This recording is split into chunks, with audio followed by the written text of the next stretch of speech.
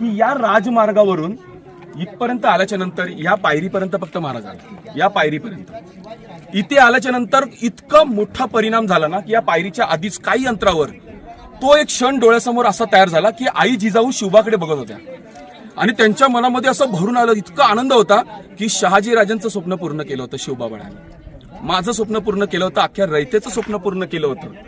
ह्या आनंदामध्ये आई जिजाऊ चेहऱ्यावरती हसू घेऊन होत्या. त्या वयात सुद्धा त्यांच्या चेहऱ्यावरचं हसू सगळ्या जगाला दिसत होतं. पण त्या क्षणाला जिजाऊंचं लक्ष गेलं की शिवबा येत आहेत खरे एवढ्या थाटामाटात, एवढ्या मिरवणुकीमध्ये, पण महाराजांच्या डोळ्यात पाणी होतं. हे फार कमी लोकांना दिसलं, पण ते पहिल्यांदा आईच्या नजरेत आलं. 6 जून 1674 महाराजांनी 11 दिवस राज्याभिषेकाच्या आधी एक व्रत केलं होतं.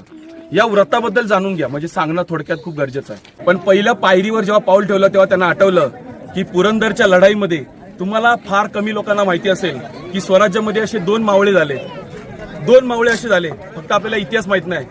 शत्रू मुंडकं कापलं होतं, मुरारबाजी देशपांड्यांचं शिर कापून जमिनीवर टाकलं होतं, तरी त्याच्या धडावरती 2 तलवारी लढत होत्या. सगळ्यांनी घरामध्ये किंवा चित्रामध्ये राजाभिषेकाचा फोटो पाहिला असेल, एवढा मोठा आडवा आजपर्यंत, किंवा राजाभिषेक सोहळ्याचे व्हिडिओ, फोटो, रील्स पाहिले असेल ना सगळ्यांनी रायगडाचे. पण खरोखर राजाभिषेक काय होता हे तुम्हाला आज खूप म्हणजे नशिबाची संधी आपल्याला की